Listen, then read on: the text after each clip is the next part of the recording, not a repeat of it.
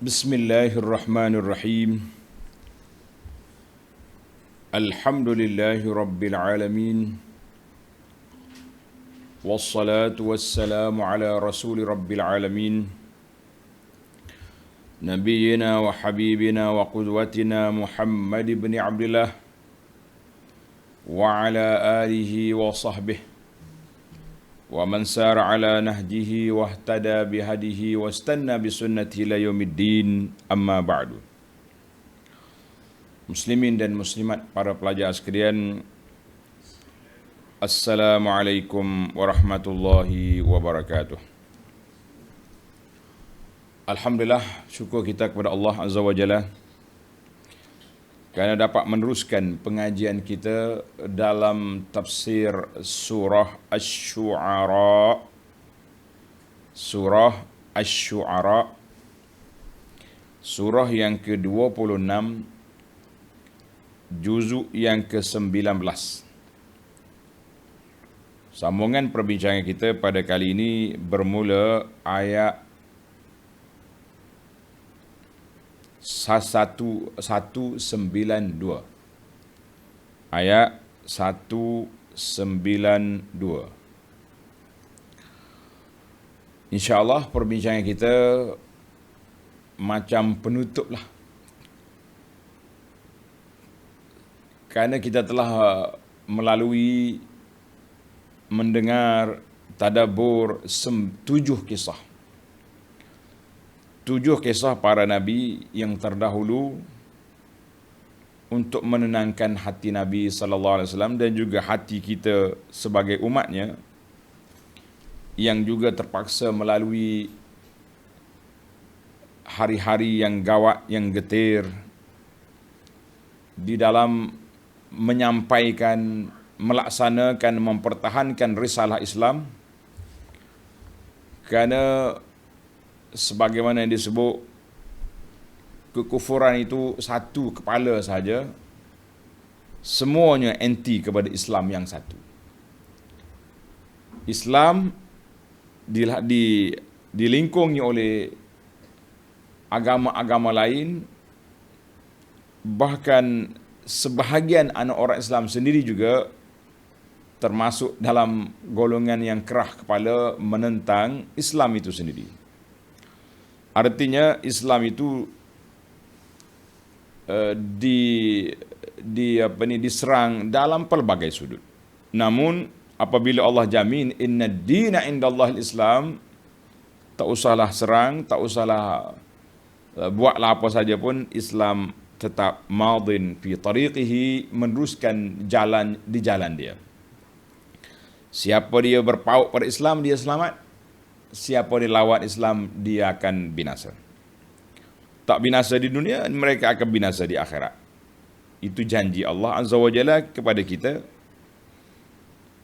Artinya semua cerita-cerita yang lepas itu perlu dianalisa, dibuat kajian dan diambil pengajaran dan iktibar kepada kita yang datang kemudian, bahawa agama Allah ini tak usah siapa nak lawan, dia akan terus pergi, dan siapa nak binasa, lawanlah agama Allah Azza wa Jalla ini. Maka kita pendokong agama ini yakin dan percaya dengan pertolongan Allah Azza wa Jalla bahawa kita akan menang. Muslimin dan muslimat, para pelajar sekalian, Alhamdulillah, kita mula dengan bacaan beberapa ayat daripada ayat-ayat yang kita akan bincangkan pada kali ini. Bermula, ayat 192 akan berakhir dengan ayat 209, insya-Allah. 192, 209. Ayat dia pendek-pendek ya. Bagi jemaah yang ada pimpinan Ar-Rahman edisi Jawi, muka surat 795.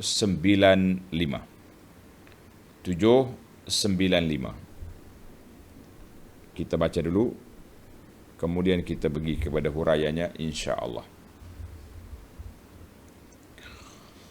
أعوذ بالله السميع العليم من الشيطان الرجيم وإنه لتنزيل رب العالمين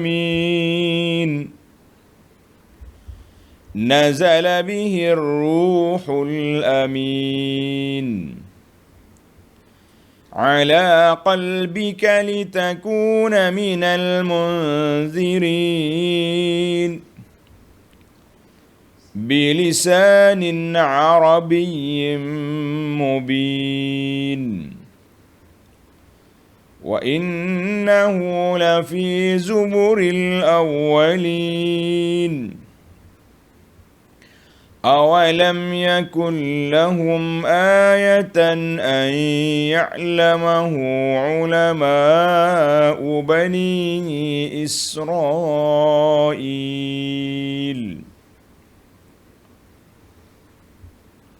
Kita beristirahat dulu. Balik semula kepada ayat yang pertama. Dalam ayat ini 192. 192. Wa innahu latanzilu rabbil alamin.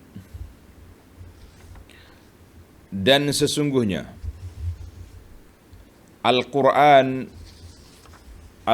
kita ini yang di antara isinya kisah-kisah yang tersebut yang telah kita lalui 7 kisah yang lepas adalah diturunkan oleh Allah Tuhan sekalian alam. Para pelajar sekalian, tengok nota di bawah. Nota 1231. 1231.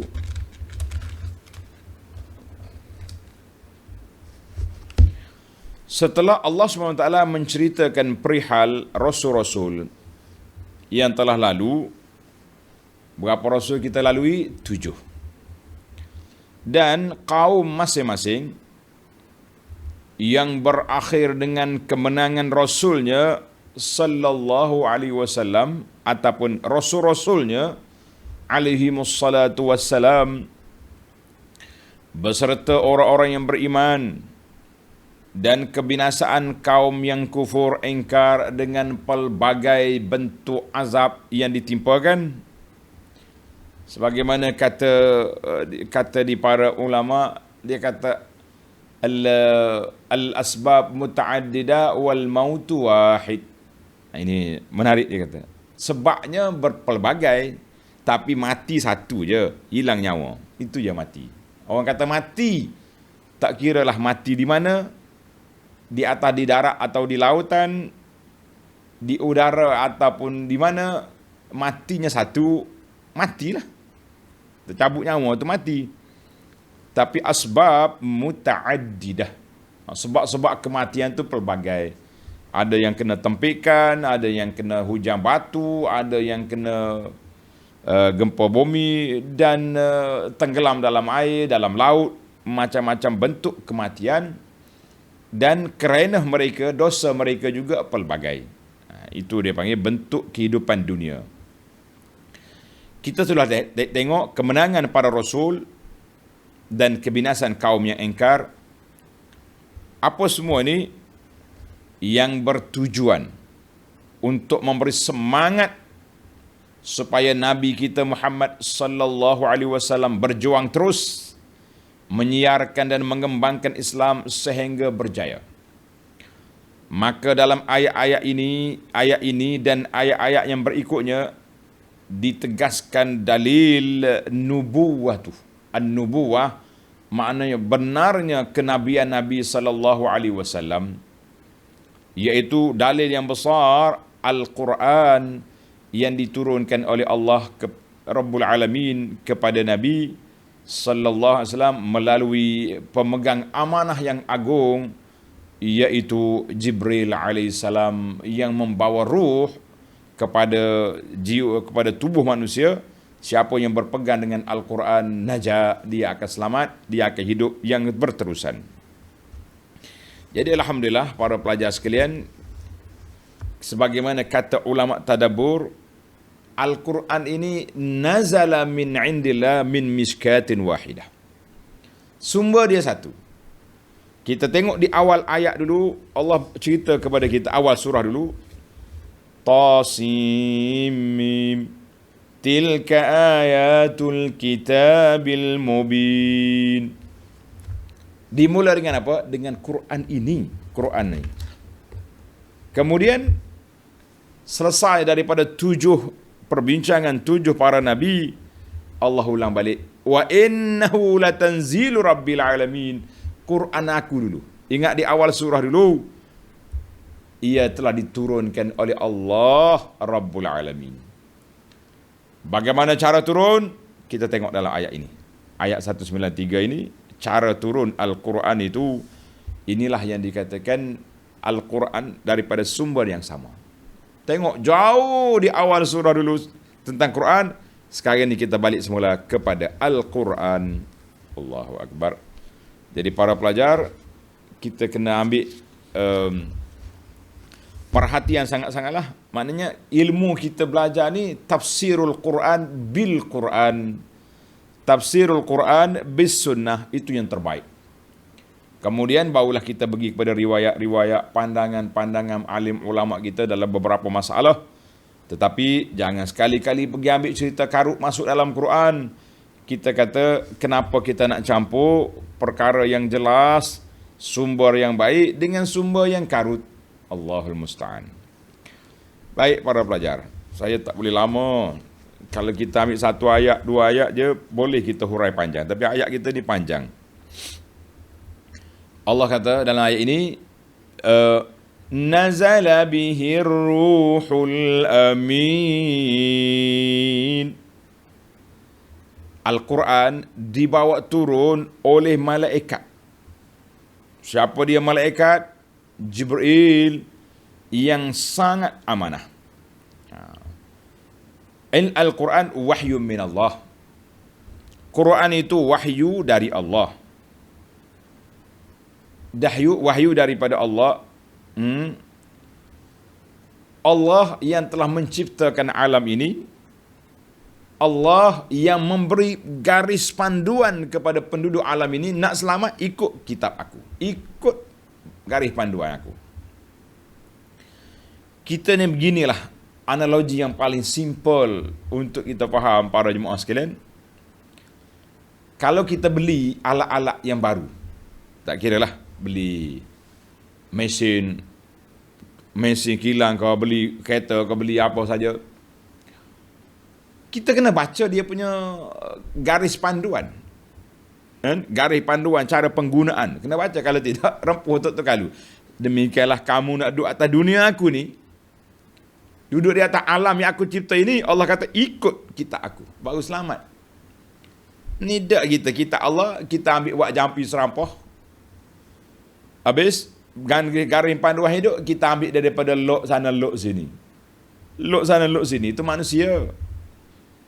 Bila pemikiran manusia ni pemikiran yang terhad, mungkin betul, banyak tak betul. Ini yang kita terlepas. Maka nazala bihi ruhul amin. Ar-ruh di sini semuanya diletak kepada malaikat Jibril alaihissalam. Kata Ibnu Atiyah, bi ijma'il ulama, ar-ruh iaitulah Jibril. Habis kenapa Jibril dinamakan ruh? Ini menarik juga soalan. Sebab Jibril ni kerja dia menurunkan wahyu. Daripada zaman Nabi dulu lagi sampai kepada zaman Nabi kita SAW, wahyu itulah yang menghidupkan manusia di atas landasan yang diredai oleh Allah Azza wa Jalla, yang saya sebut tadi, introduction, garis panduan, cara nak hidup, cara nak guna, nak berjalan atas dunia, kena ikut garis panduan Quran. Maknanya bagi kita, umat dulu, garis panduan Taurat, Injil, kitab masing-masing. Jadi Jibril dianggap sebagai ruh. Apa dia ruh? Malaikat yang bawa wahyu, yang menghidupkan manusia dengan hidup yang hakiki. Hidup. Kalau setakat nak hidup saja atas dunia ni, semua hidup. Tapi hidup yang hakiki maknanya hidup di bawah naungan syariat Allah dan mati di bawah keredaan Allah, di akhirat esok masuk di dalam rahmat Allah. Masya Allah. Al-Amin, jawatan Jibril yang kedua, Al-Amin yang sangat amanah. Nah, sangat amanah maknanya Jibril ini kalau Allah Ta'ala suruh turun wahyu bagi kepada siapa, dia bagi kepada orang tu lah. Jangan jadi macam kepala Syiah yang tak betul. Dia kata apa? Jibril asalnya nak turun wahyu itu kepada Ali. Berjalan mari-mari Mekah jumpa Nabi, serah ke Nabi, tukar orang. Ni orang kepala sengit dia panggil ni, cakap tak betul. Masya Allah. Baik. Ayat yang 194.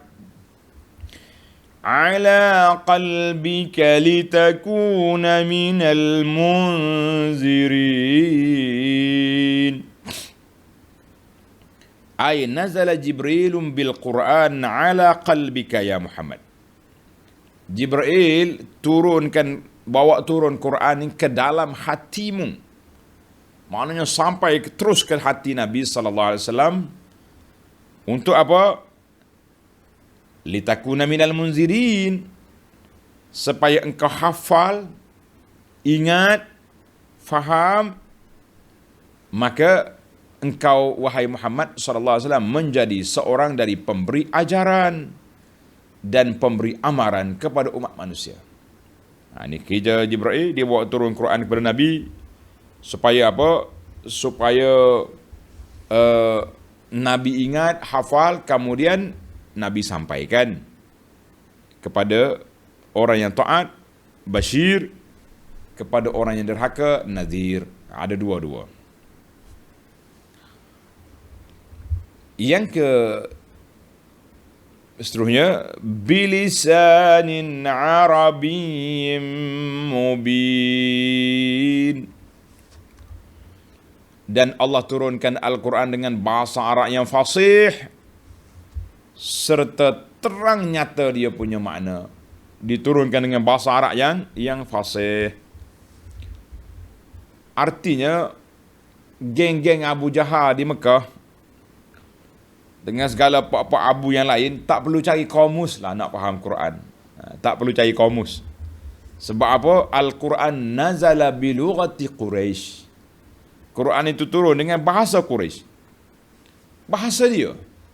Tidak kata terpinga-pinga, pening kepala dengan ni apa ni, Muhammad cakap apa ni. Tak ada. Dia dengar, dia tahu.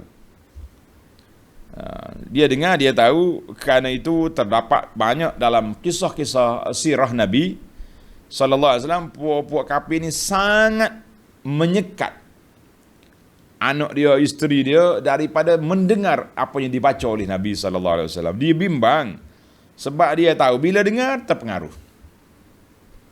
Sebab Al-Quran ini bukan sihir, bukan syair, bukan sajak, bukan gorindam, tapi ini adalah wahyu dari Allah yang masuk menikam ke dalam hati manusia. Tapi kalau hati sudah tertutup, telinga sudah pekak, mata sudah tuli, apa boleh buat? Nasib badan, kata orang. Bukan salah ibu mengandung, tapi salah asuhan. Allahul Musta'an. Baik. Maknanya makna sudah jelas, maksud sudah jelas, turun dengan bahasa Arab yang nyata. Sebab apa? Sebab Allah nak peringkat permulaan nak khitab kepada puak-puak yang ada dekat Nabi sallallahu alaihi wasallam. Kemudian mari zaman kita ini, alhamdulillah semua orang atas dunia ni boleh faham bahasa Arab. Boleh faham Al-Quran baik-baik. Yang Islamnya, yang bukan Islamnya sama je. Ana waktu remaja dulu kagum sangat dengan buku Mu'jam Al-Lughat Al-Arabiyah ni, yang ditulis oleh seorang kafir, nama dia Anthony Dahdah, tak Islam. Lupa dah lama tak sebut. Kagumlah kita sebab dalam buku ni dia bercakap tentang bahasa Arab, tapi syahid dia daripada Quran, daripada hadis. Ustaz yang ngajar kita dia kata ni kafir ni, tapi dia ambil, nak ceritanya bahasa Arab ni boleh difahami. Cuma yang tak faham Quran ni orang yang tutup mata hati. Itu tak faham. Sampai bila pun tak faham. Balhum adallu Kan? Allah gambarkan lebih teruk daripada hayawan lagi. Baiklah. Ayat seterusnya, wa innahu lafi zuburil awwalin. Dan sesungguhnya Al-Quran itu tersebut juga perihalnya dan sebahagian dari pengajarannya di dalam kitab-kitab agama orang-orang yang telah lalu. Yakni kitab Taurah, Injil dan lain-lain. Maknanya sudah diketahui oleh orang dulu.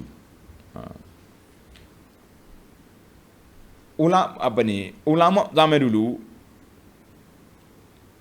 dia tahu betul apa yang dibawa oleh Nabi sallallahu alaihi wasallam ini, dia tahu. Sebab dalam kitab Taurah sudah menyebut na'at. Na'at mana? Sifat Nabi. Bukan sahaja sifat Nabi, sifat sahabat Nabi pun ada dalam kitab. Dia bagi tahu macam ni.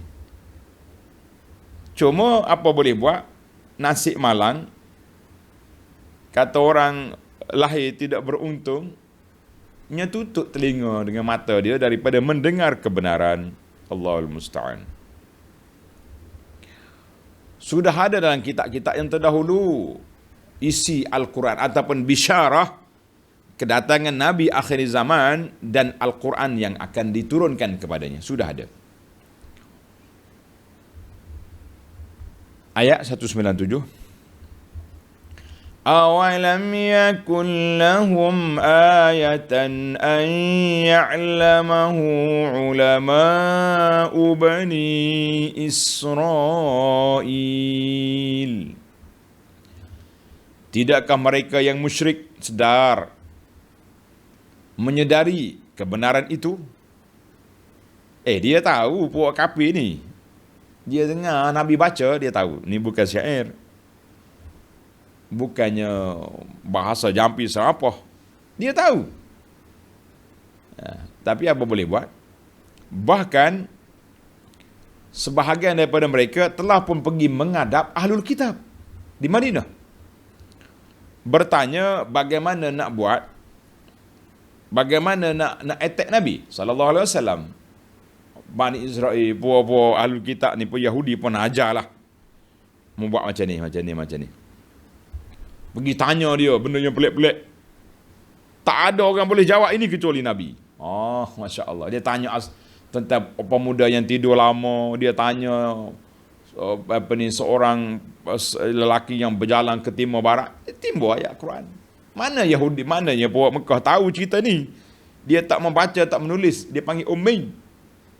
Tapi Yahudi yang ajar mereka. Maka Allah kata apa? Tidakkah mereka yang musyrik sedarkan kebenaran itu? Dan tidakkah menjadi satu keterangan kepada mereka bahawa pendeta agama Bani Israel mengetahui akan kebenaran Al-Quran itu? Sudah tahu. Tengok nota di bawah dia kata. Ahli-ahli agama, dia panggil agamawan. Rijal din. Ada setengah orang dia panggil Rijaluddin. Dari kalangan kaum Yahudi sedia mengetahui tentang kebenaran Nabi Muhammad sallallahu alaihi wasallam dan kebenaran Al-Quran yang diwahyukan oleh Allah kepadanya. Mereka mengetahuinya melalui kitab agama mereka. Bahkan ada di antaranya telah memeluk Islam seperti Sayyidina Abdullah bin Salam. Abdullah bin Salam jumpa Nabi, langsung masuk Islam. Dia tak menangguh-nangguh lagi sebab dia sudah tahu. Abdullah bin Salam. Siapa lagi di antara yang disebut-sebut? Salman Al-Farisi, mewakili Nasara. Abdullah bin Salam tu dari Yahudi. Semua sudah ada. Artinya mereka tahu. Ulama Bani Israel ya'lamun, dia tahu apa yang diturun kepada Nabi ini benar melalui penyaksian daripada kitab mereka sendiri.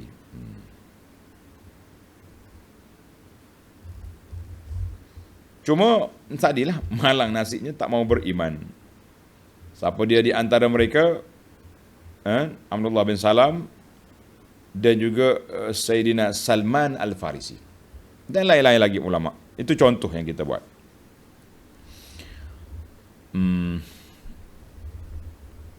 Baik. Tahu tak mau ikut, ini jadi masalahnya. Kalau tahu, tak tahu langsung, tak ikut, logik. Orang panggil tak ada maklumat, bodoh, tak erti apa. Ni tahu tak mau ikut. Ini yang kita rasa berat. Tahu tak nak ikut lebih berat daripada tak tahu tak ikut. Baik, kita pergi pada ayat kita lagi. Walau nazzalnahu ala ba'dil a'jamin. Walau nazzalna, dan sekiranya kami turunkan Al-Quran itu kepada setengah orang yang bukan Arab, yang tidak tahu membaca Arab. Andai katalah, kan? Tak boleh nak, ini andaian sajalah. Sebab Al-Quran itu memang turun dengan bahasa Arab. Kalau kita turun kepada orang yang tak erti bahasa Arab, tak kiralah siapa saja pun, orang ajam ke, orang apa ke, kemudian dia mari ke jumpa dengan Abu Jahal, dia baca bahasa dia. Mana boleh faham? Faqara'ahu 'alaihim ma kanu bihi mu'minin. Kemudian dikurniakan Tuhan dapat membacakan kepada mereka.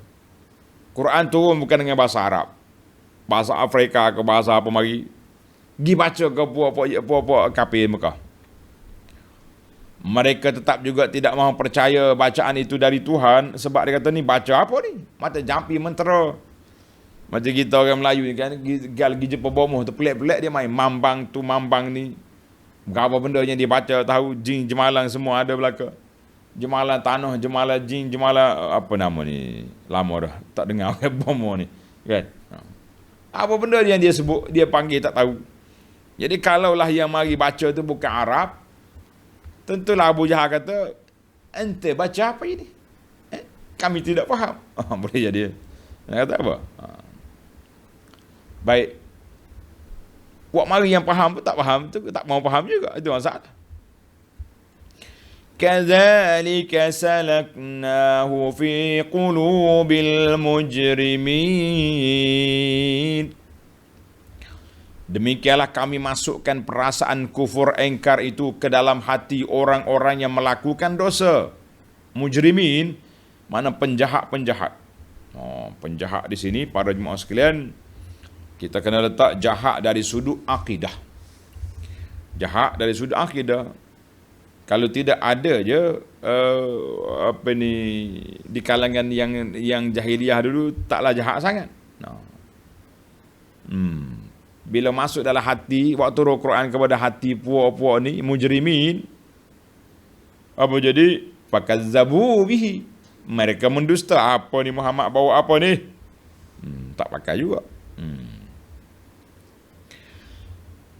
Demikianlah kami masukkan perasaan kufur engkar itu ke dalam hati orang-orang yang melakukan dosa, tidak percayakan Quran. La yu'minuna bihi hatta yarawul azabal alim. Mereka tidak beriman kepada Al-Quran sehingga mereka melihat azab seksa yang tidak terperi sakitnya. Dia tak beriman sehingga mana? Sehingga bila mereka tengok azab, barulah merayu dengan Nabi SAW, minta selamat. Nabi kata nak buat apa dah? Azab sudah mari. Ataupun Nabi-Nabi dulu, semuanya tak boleh nak buat apa apabila azab sudah turun. Bila turun, biasanya mereka akan beriman lah. Sebagaimana yang sekali apa ni,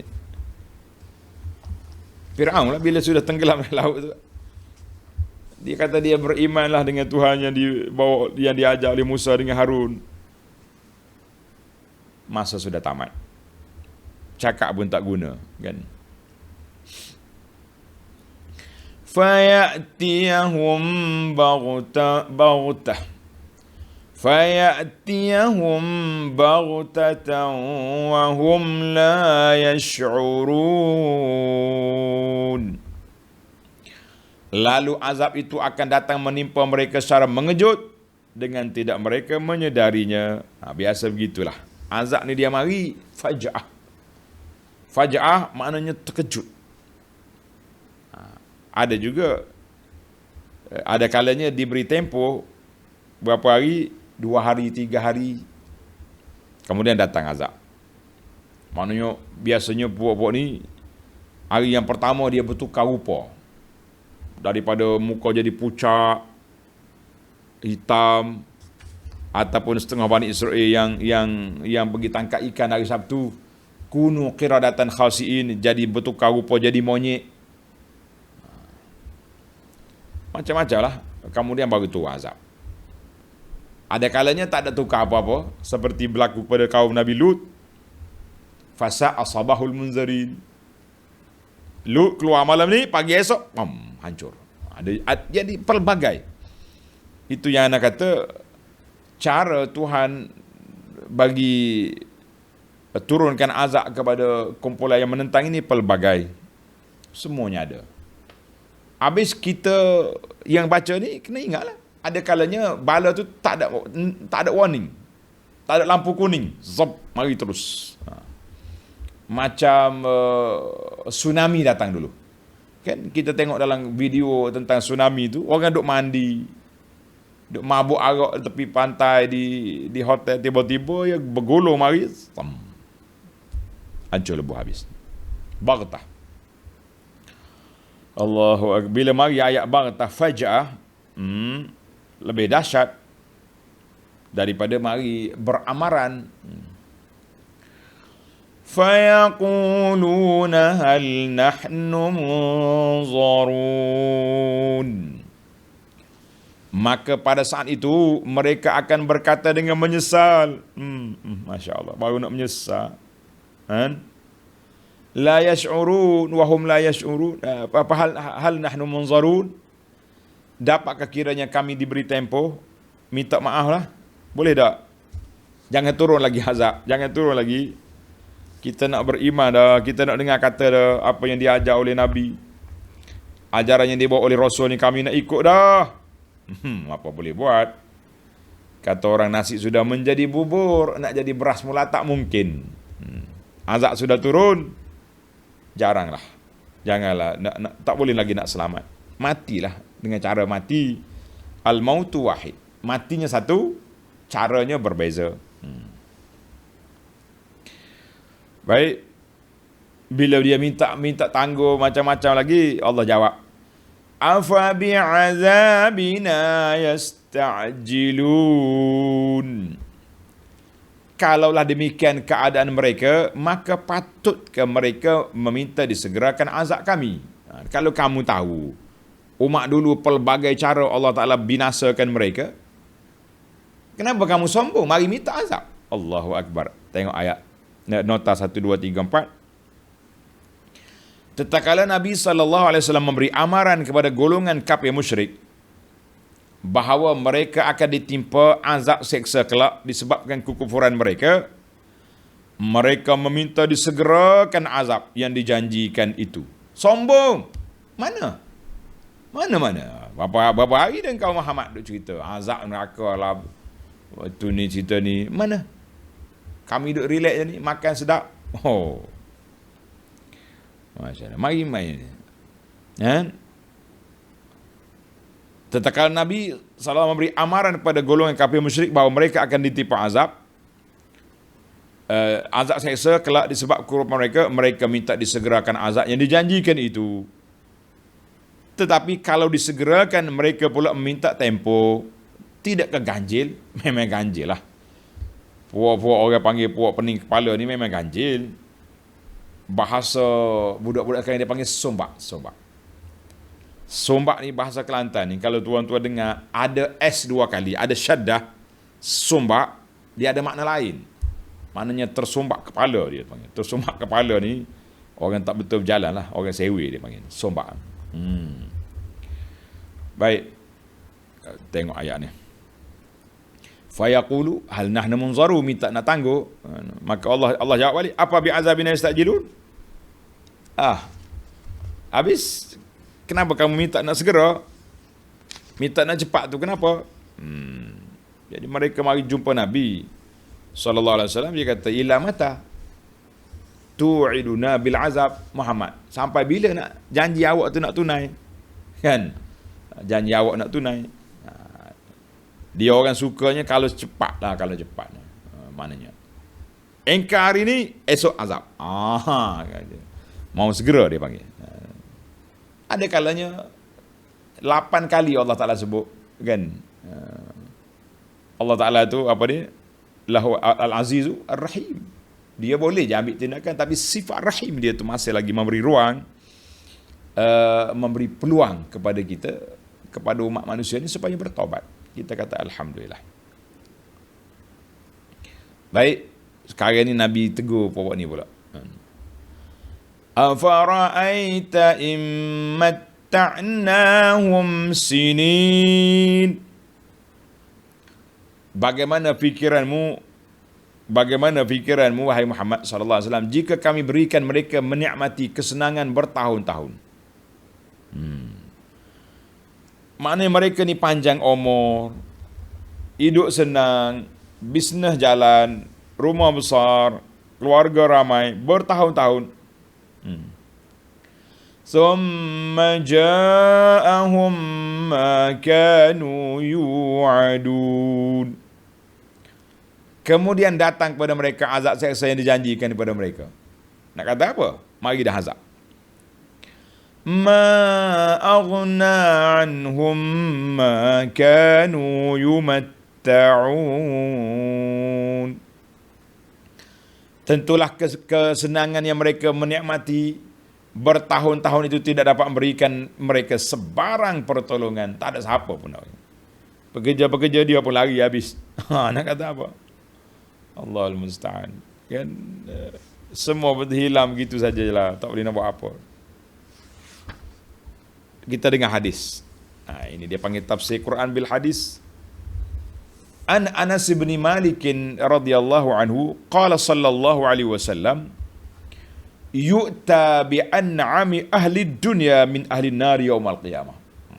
Pada hari kiamat esok, orang yang paling mendapat nikmat atas dunia di kalangan ahli neraka. Dia sebab dia tak beriman, dia ahli neraka. Tapi atas dunia dulu, dialah yang orang panggil yang paling terkaya lah, kita kata. Manusia yang paling kaya dalam dunia ni. Jangan sebut nama lah. Fayusbagu fin nari sabrah. Malaikat ambil dia, bos. Dia celup dalam neraka sekali. Masuk. Buat keluar balik. Yuqalu, ya ibna Adam, hal ra'aita khairan qattu. Mu pernah tengok kebajikan atas sama panjang kau hidup? Hal marra bika na'im qattu. Pernah kau tidak mu dapat nikmat zaman hidup dulu? Fayaqula wallahi ya rabbi. Dia kata tak pernah dapat nikmat apa-apa. Sakit sekali diceluk dalam neraka. Itu baru celuk yang pertama. Bagaimana mereka kekal dalam neraka? Na'udzubillah. Wa yu'ta bi asyadin nasi bu'san fid dunya min ahli jannah. Tukar pula. Malaikat pergi ambil orang yang paling susah atas dunia ni. Nak makan pun kena akak bendera putih. Contohnya lah. Kan? Nak makan pun kena akak bendera putih. Susah sangat-sangat. Sakitnya dengan macam-macam. Fayusbagu sabratan fil jannah. Dia buat masuk dalam syurga. Letak dalam syurga sekejap. Fayuqalu ya ibna Adam, hal ra'aita bu'san qattu? Hal marra bika syiddatun qattu? Mu tengok tak kesusahan? Pernah mu tengok tak benda-benda yang susah? Fayaqul la wallahi ya rabbi ma marra bi bu'sun qattu wala ra'aitu syiddah. Tak ada ya rabbi. Terlupa habis kali duduk dalam syurga sekejap ya. Terlupa habis dah hak susah atas dunia dulu. Susahnya dia nak makan pun susah. apa saja sakit, kesakitan pula package ada belaka, kata orang package penyakit, darah tinggi, kecil manis, apa benda lagi. Tapi sekali dia masuk dalam syurga, terlupa, tak ada lah. Allahu Akbar. Tuan-tuan, kita tahulah kata di para ulama, ad-dunya zillun zailun. Dunia ni seperti bayang yang akan hilang. Kita kejar bayang, dapat tak? Kejar bayang, dapat tak? Kita pergi, dia lari. Sebab tu lah orang panggil gila bayang. Kerana dia tersengih suka seorang, gila bayang dia tu. Kejar bayang tak akan dapat. Begitulah dunia. Dalam Quran dia panggil sarab fata morgana. Kita pergi tak ada. Nampak macam ada, pergi tak ada. Allahul musta'an. Baik. Tengok ayat kita. Ayat 208. Wa ma ahlakna min qaryatin illa laha munzirun. Maaf. Hadis tadi. Alhamdulillah Hana dapat respon daripada sahabat-sahabat pengajian kita ni. Dia kata, ustaz kena sebut hadis tu. Kita nak tulis tak dapat. Hadis Anas tadi riwayat oleh Imam Muslim. Hadis sahih riwayat Muslim nombor 2807. Kita bagi nombor-nombor lagi. Baik, ayat 208. Dan tiadalah kami membinasakan mana-mana negeri yang telah dibinasakan itu, melainkan setelah diutuskan kepadanya lebih dahulu rasul-rasul pemberi amaran. Allah ada janji dah. Kita tak akan binasakan kaum puak-puak kafir itu kecuali setelah dihantar rasul, mereka perli, mereka istihza, mereka olok-olok main. Orang Kelantan kata buat nganyi. Nganyi ni makna perli lah, perli. Allah Akbar. Kita di antara kalimah yang kita guna untuk ajar orang Arab bahasa Melayu. Bila mari kawan-kawan lah waktu di Madinah, saya ata'allam al-lughat al-Malaysia. Ahlan wa sahlan. Kami nak belajar bahasa Malaysia ni, boleh? Boleh. Apa dia? Mu kena hafal 2-3 kalimah. Yang pertama, nganyi, menyanyi. Kena hak ni nonye buat dia. 3 hari tak boleh faham lagi. Baiklah, kita gurau-gurau lah. Jadi bila Allah kata apa?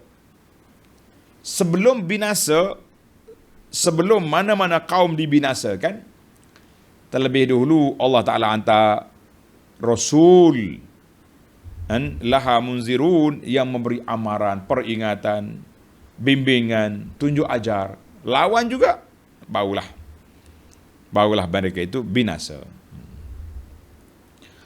Ayat terakhir dalam siri ini, Zikra wa ma kunna zalimin. Allahu Akbar. Ay ba'asna ar-rusula al-munzirin, kami bangkitkan, kami utuskan rasul-rasul, pembawa pemberi ingatan kepada mereka itu. Untuk apa? Untuk memperingatkan mereka. Mengingatkan mereka, kalau lawan juga, kamu akan binasa. Azab Allah akan datang. Dia lawan juga, Allah kata apa? Wa ma kunna zalimin. Dan kami tidak sekali-kali berlaku zalim. Yang zalimnya kamu. Sebab memilih jalan yang salah. Jalan lawan Nabi, maka mereka apa? Mereka akan terlupalah kepada janji janji seksa, azab yang disebut oleh para Nabi alaihi wassalatu wassalam. Habislah cerita kita. Para pelajar sekalian, tanda setakat itu dulu. Ayat 210 kita akan sambung dalam siri yang akan datang. Cuma saya nak bawa kepada tuan-tuan dan puan-puan, kita tukar format sikit, kan? Kita ambil fawaid tarbawiyah tu di akhir. Kita buat apa faedah yang kita dapat daripada ayat yang kita baca. dari 192 sehingga 209 ini. Apa fawaid? Yang pertama, tanda tuan-tuan, ayat yang kita baca tadi, afara'aita immatta'nahum sinin, mu tengok. Kalau kami beri kepada mereka bertahun-tahun hidup dalam kemewahan, kesenangan, kemegahan. Dunia ni milikku. Seolah-olah begitu. Kaya dia, orang terkaya dalam dunia. Terkaya dalam negara. Contohnya. Maka semuanya akan hilang. Ayat ini mengajar kepada kita az-zuhdu fid dunia. Tanda pelajar. Ayat ini mengajar kepada kita bersikap zuhud dalam dunia. Apa makna zuhud? Dunia tu kita pegang di tangan, jangan pegang dengan hati. Itu makna zuhud. Sebab kita akan tinggal dia ke mana pun. Sama ada kita tinggal dunia atau dunia tinggal kita. Dua kan? Kita dengan dunia, sama ada kita tinggal dia ataupun dia tinggal kita. Banyak kali dah anak hurai tajuk ni. Tuan-tuan boleh faham sendiri dah makna maksud dia kan? Masya Allah. Yang kedua, ma madha minal umur kita yang panjang 50 tahun, 70 tahun, 100 tahun. Sukalah kita duduk atas dunia, namun begitu dia akan berakhir. Dunia ni akan berakhir. Umur kita juga akan berakhir. Yang adanya kesan daripada kehidupan dunia itu apa yang kita buat? Peninggalan yang kita nak tinggal tu apa? Allahu Akbar. Kita kata kita buat kenduri besar, panggil orang serata negeri datang, akhirnya pagi esok apa yang ada dalam tong sampah itu yang kita tinggalkan. Masya Allah. Ayat ini bila kamu tengok bertahun-tahun orang dalam nikmat, akhir sekali datang azab, binasa. Ba'dus salaf, makna sebahagian daripada ulama salafus salih baca ayat ini menangis. Talal al-ayah wa baka. Dia baca ayat, dia menangis. Dia kata apa? Iza ja'al maut lam yughni 'anil mar'i ma kana fihi minal ladzati wan na'im. Bila datangnya saat kematian, tidak ada faedah lagi bagi seorang itu.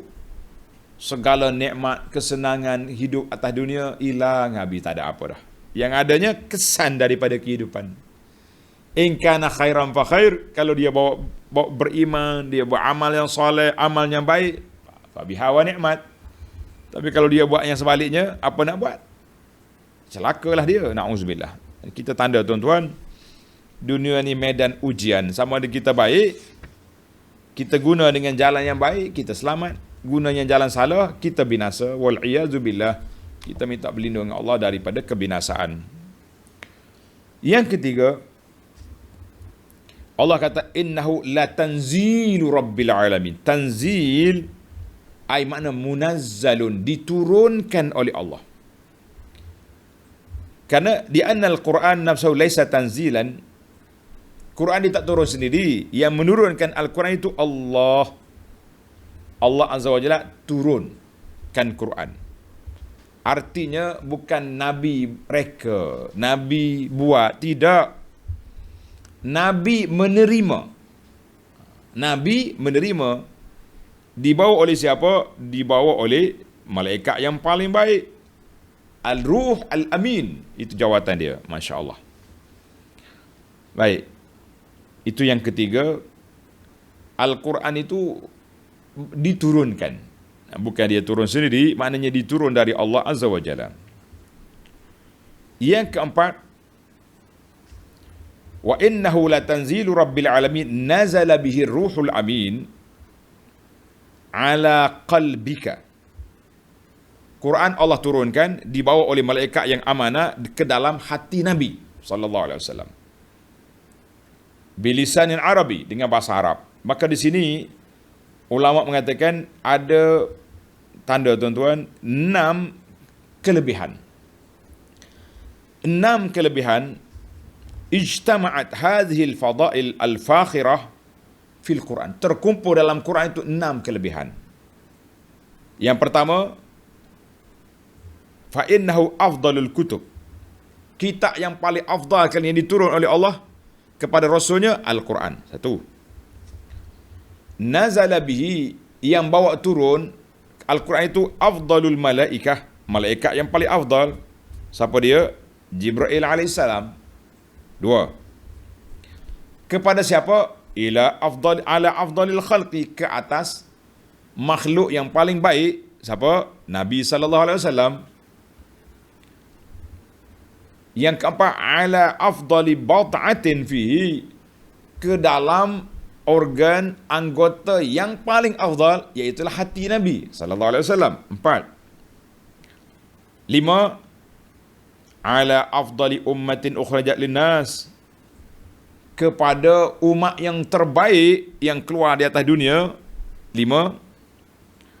Yang keenam, bi afdalil alsinati wa afsahiha wa awsa'iha, dengan bahasa yang paling baik, yang paling fasih, yang paling luas, iaitu al-lisanul arabiyyil mubin.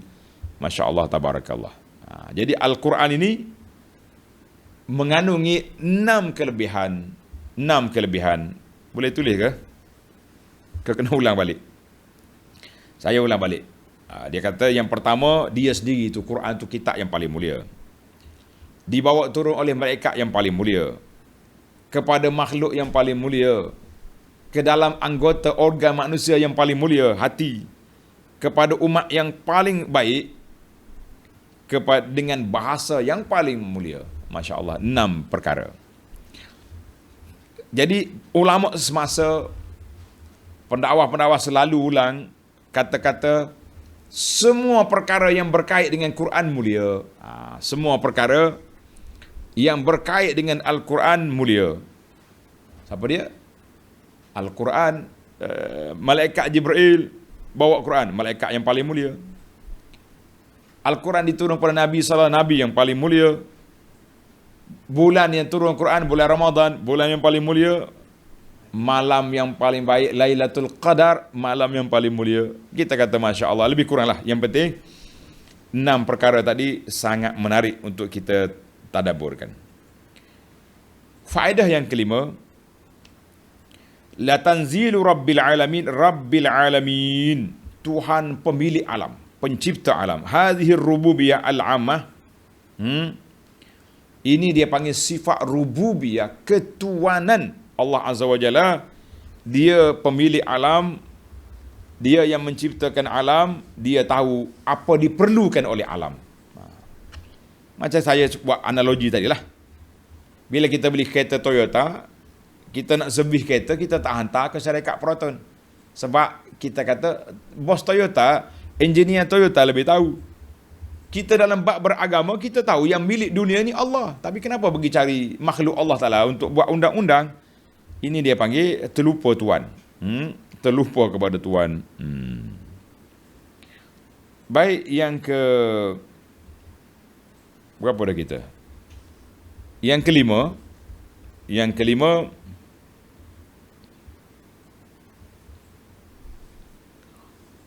nazala ala qalbika. Ya, masih lagi dalam ala qalbika, ke atas hatimu ya Muhammad sallallahu alaihi wasallam. Wa huwa innama nazala alai, ayat Quran itu turun kepada Nabi, tapi kenapa disebut ala qalbika, ke atas hati? Al-jawab annahu khassahu bizikri, disebut dalam hati itu sebut liyu'akid, nak menguatkan bahawa hati itu yang menjaga Al-Quran. Kita kata dihafal. Hafal dengan apa? Dalam hati. Ingat dalam hati. Mana itu anggota yang paling baik. Sebagaimana Nabi kita sebut dalam hadis, ala inna fil jasadi mudghah. Dalam tubuh kamu ada seketul daging. Kalau baik, dia baiklah yang lain-lain. Maknanya ayat Quran semua turun pada Nabi, tapi dia letak kepada hati. Sebab dia terpucuk mahattah. Dia panggil mahattah tu pusat, sumber, markaz. Duduk di situ. 6 dah tadi kan. Yang ketujuh, tuan-tuan tandalah, susu Malik. Ar-Ruhul Amin, nazala bihi ruhul amin. Allah Ta'ala namakan Jibril ar-ruh al-amin. Tanda tuan-tuan, dua sifat yang besar bagi Jibril alaihissalam. Dinamakan ruh, kenapa? Li'annahu yanzilu bima fihil hayah. Jibril bawa turun wahyu untuk kehidupan yang abadi bagi manusia. Siapa dia ikut wahyu, dia selamat. Mungkin atas dunia ni miskin, susah, tapi di akhirat ahli syurga dia. Yang kedua, nama sifat Jibril Al-Amin. Kenapa Amin? Maknanya dia ni seorang yang amanah. Ia mempunyai integriti. Orang yang nak jaga Quran ni mesti orang yang baik. Jawab dia, ada 3 sebab Allah gambarkan Jibril sebagai Al-Amin. Yang pertama, dia tak akan bawa turun kecuali apa yang diperintah oleh Allah Azza wa Jalla. Mengkurut turun Quran. Berapa ayat? Ni, bawa turun. 1. Yang kedua, dia tak akan tambah dan tak akan kurang. Tak ada tambah, tak ada kurang. Tadi kita dah sebut, puak-puak sengit kepala nama Syiah Rafidah ni, dia kata apa? Sebenarnya Jibril, Allah hantar dia pergi cari Sayyidina Ali. Walakinnahu khana, dia khianat, pergi berikan Nabi sallallahu alaihi wasallam, bertukar orang. Kalau tuan-tuan tengok puak-puak Syiah ni, bila habis dia solat, dia akan tepuk atas lutut dia. Tepuk tangan gini, peh. Setakatnya saya bacalah, wallahu alam, kalau ada cerita lain, kawan-kawan pengkaji tentang Syiah boleh betulkan. Tuan-tuan tengok dalam video solat Syiah. Orang Syiah salat. Bila dia bagi salam, dia tepuk atas lutut dia. Gini tepuk. Dia kata apa? Khanal amin, khanal amin. Khianat Jibril. Sebab bertukar orang, bagi wahyu kepada Nabi, sepatutnya beri pada Ali. Allahu Akbar. Qabbahahumullah. Allah Ta'ala huduhkanlah perjalanan hidup mereka. Hari-hari duk kutuk malaikat, duk kutuk para sahabat Nabi radhiyallahu anhu. Masya Allah. Yang ketiga, Jibril alaihissalam turun ayat ini pada waktu yang ditetapkan oleh Allah Azza wa Jalla. Tidak ada takhir, tidak ada apa. Itu dia panggil fahadhil awsat. 3 sifat ini menjadikan Jibril itu disebut dengan nama Al-Amin, Ar-Ruh Al-Amin. Makhluk yang menjaga amanah dan yang membawa ruh kehidupan yang abadi. Allahu Akbar. Itu nama dia Ar-Ruh Al-Amin. Kita pergi kepada yang ke-8. Litakuna minal munzirin, supaya Nabi memberi amaran kepada umat dia. Kata di para ulama, semua pendakwah wajib menjalankan tugas ini, menyampaikan kepada manusia dengan 2 cara, memberi khabar gembira dan juga beri apa? Beri amaran kepada orang yang derhaka. Kita pendakwahan jangan duduk seronok seorang je, tak boleh, kena sampaikan kepada umat. Yang ke-9, bilisanin arabiyyin mubin, dengan bahasa Arab. Kata di para ulama, dilalatun ala wujubi fahmil Quran. Kita wajib memahami Quran itu dengan bahasa Al-Quran. Dengan dalil syar'i. Jangan duk faham Quran dengan bahasa lain. Sebab itulah bila kita nak faham Quran, pergi cari falsafah ni, akhir sekali kita akan terkeluar daripada landasan yang benar, sebagaimana yang dipahami oleh ulama salafus salih. Yang terakhir, para pelajar sekalian, bilisanin arabiyyun mubin, ay falughatul arab afsahul lughat wa awsa'uha. Bahasa Arab ni bahasa yang paling luas, yang paling indah, yang menjadi keperluan kepada kita orang Islam belajar bahasa Arab. Kenapa? Sebab nak faham Quran. Ana sebut dulu kata-kata Imam Syafi'i mengatakan orang Islam wajib belajar bahasa Arab. Khususnya yang nak faham Quran, nak faham hadis, lebih-lebih lagi Al-Fatihah yang menjadi rukun dalam salat kita. Alhamdulillah, para pelajar sekalian, cukuplah kita ambil 10 faedah untuk kali ini. Banyak lagi kalau nak lajak boleh je. Kita break setakat itu dulu. InsyaAllah kita akan sambung lagi ayat 210 dalam siri yang akan datang. Subhanakallahumma bihamdika asyhadu an la ilaha illa anta astaghfiruka wa atubu ilaik. Wa sallallahu ala nabiyyina Muhammad wa ala alihi wa sahbihi ajma'in walhamdulillahi rabbil alamin.